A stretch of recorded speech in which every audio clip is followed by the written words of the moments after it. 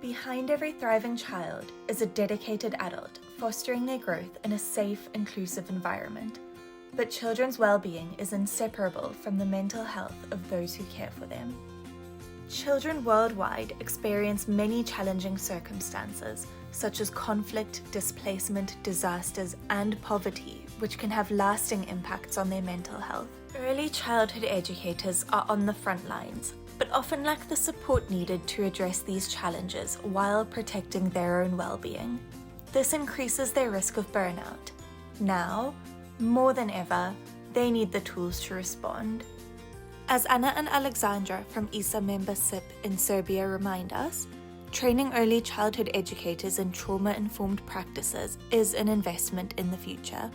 By equipping educators with these skills, we ensure that children receive the support they need during their formative years, which can have a lasting positive impact on their development and well-being.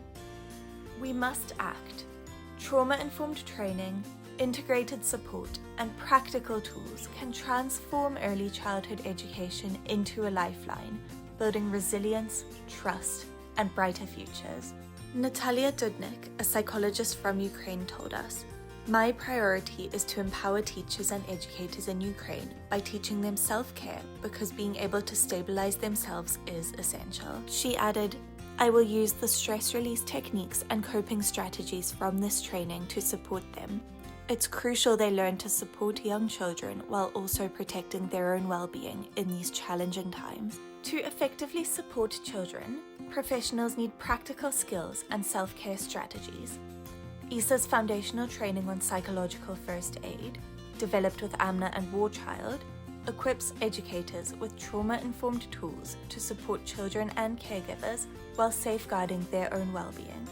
Eva Molnar, a trainer from Slovakia, reflected that professionals working with children face increasing challenges which often exceed their professional competencies. The psychological first aid training highlights essential skills like recognizing our limits, seeking professional help, managing stress, and practicing self-care.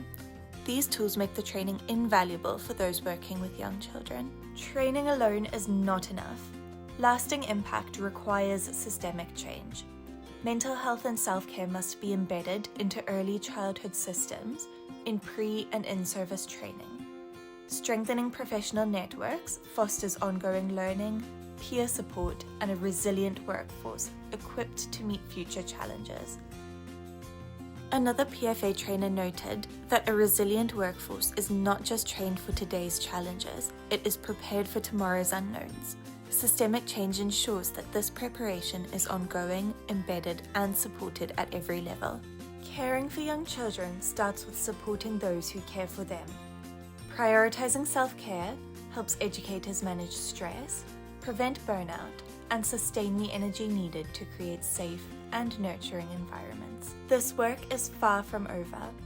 ISSA and our members remain a hub for innovative solutions, such as the foundational psychological first aid training, evidence-based practices, and collaboration to improve outcomes for children and their caregivers.